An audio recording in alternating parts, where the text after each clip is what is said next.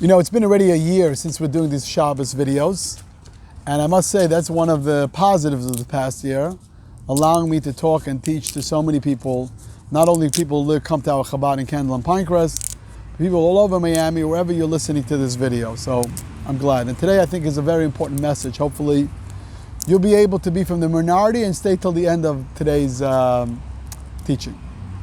You know, when you learn to ride a bicycle, so one of the first things the kids tell the parents, oh mom, dad, I remember teaching my kids how to ride a bike. Oh my God, I'm scared I may fall. And what we tell them, it's not may fall, you definitely will fall and you'll get back up. You know, in this week's Torah portion talks about people that fall, because it talks about the sacrifices, the book of Leviticus.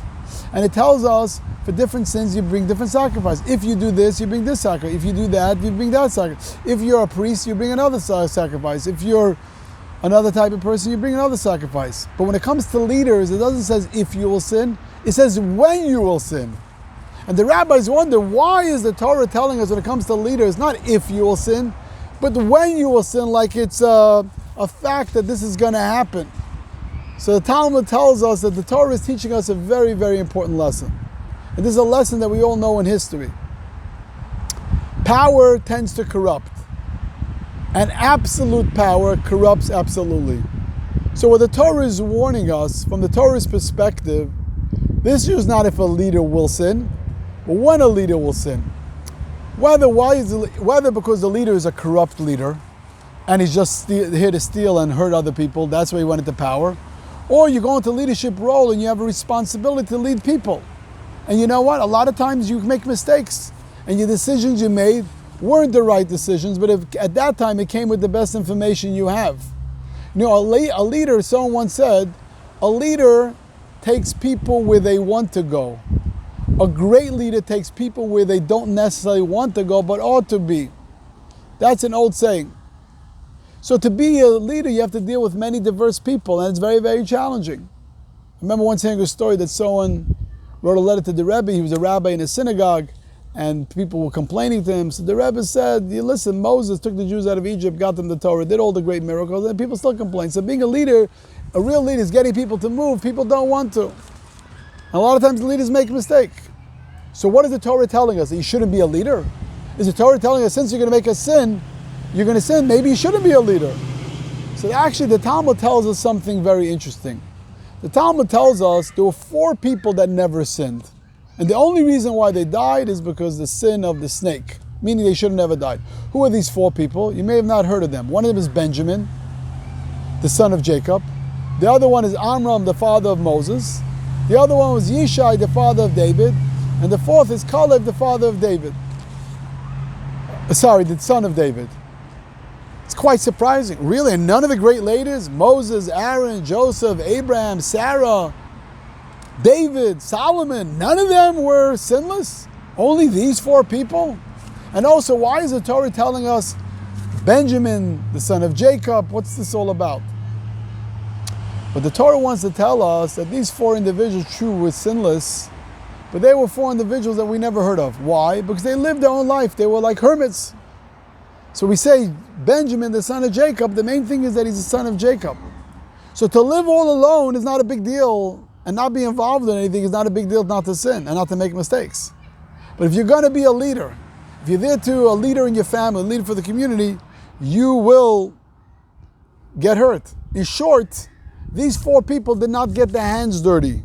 Hence, they remained completely pure. So, if you're a hermit, you'll never be criticized, nor will you make mistakes. Inaction, by definition, does not lend itself to error. Action, on the other hand, always lends itself to error. You know, one of the great things of being successful is not to be scared to make mistakes. When you do things, you'll be criticized. Yes, us rabbis, we get criticized too. Someone will always have what to say, and you're prone to error. You know the story, the rabbi finished a bar mitzvah service, and someone comes over to him during the Kiddush and says, Rabbi, I must tell you, your subject was off mark, you weren't sensitive to the family, you were boring, you lost focus, your points were too radical, and so on and so forth. So the rabbi said, do you really believe that? He says, no, I'm just repeating what everyone else is saying. So when you get up and give a sermon, everyone has an opinion. So what, you're not going to give any sermons? Consider example of marriage and parenting, right? If you stay single, you won't have any fights. You won't complain that the dinner is too spicy, too salty. You won't complain you're coming too early to the airports, too late to the airports. There won't be any fights about money. There won't be any fights about anything. Same thing with parenting. You won't have any fights if you don't have children. You won't have any fights with your kids. You won't make mistakes. And as your kids get older, they keep telling you how wrong you were, how you parent them. And they keep reminding you that you weren't a great parent. So maybe if you don't get married, you don't have any children, you won't make any mistakes, you won't have any fights. But God forbid, of course not.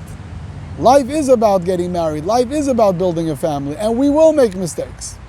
You know, it's interesting. The last thing by the chuppah is we break the glass. And what do we say? Mazel tov. Why? There's different reasons. But one of the messages is that we're telling the couple, listen, you're looking at each other now, you're perfect. But very soon something's going to be broken. The other person is going to make mistakes. And you say, Mazel, thank God, I'm married to someone. You know, we even have a full day. The holiest day of the year is really all about mistakes that we make. And that's what Yom Kippur is about. Winston Churchill said, the price of greatness is responsibility. We might add, the price of leadership is sin. But remember, as long as you're accountable, honest, and ready to learn from past error, fear not the fact that you will stumble, fall, and hurt yourself.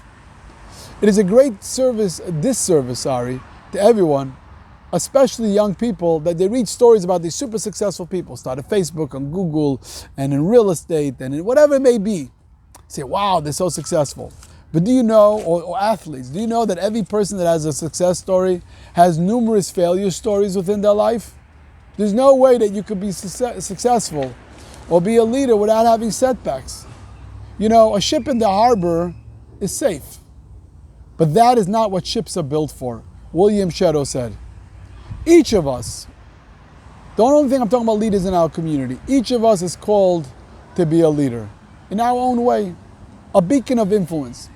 Get out of the harbor into the sea. We know you will break a thing or two in the process. When you do, you'll scream Mazel Tov and move on. I want to conclude with a story. An old carpenter is about to retire. His boss loved him. And his boss said, do me a favor. He came into his office and said, I want to retire. And the boss says, I know you want to retire, but build one more house for him. So the carpenter already lost his excitement to build homes. So he went and built a home. But this time when he built a home, he didn't have his heart in it. He cut corners, and he didn't really do his good job. Then he walks into his boss's office again, a year later, hands him the keys and says, the house is done. The owner of the company takes the keys, passes it back to this guy retired and said, by the way, this is the home that I want you to have as a gift. And the carpenter thinks to himself, oh my God, if I knew this whole year that I'm building my own home, I would have built it very differently. So it is with us. We build our lives a day at a time, often putting less than our best into the building. Then we're shocked and we realize we have to live in the house we have built. If we could do it over, we would do it much differently, but we cannot go back. We are a carpenter. Each day you hammer a nail, place a board, or erect a wall. Life is do-it-yourself project. We are leaders in our life. We can't just be completely distanced from everything. Your attitude and the choices you make today build the house you'll live tomorrow. So get involved fully. If you're making mistakes means that you're alive, just take responsibility. Be there with your entire heart. Shabbat Shalom.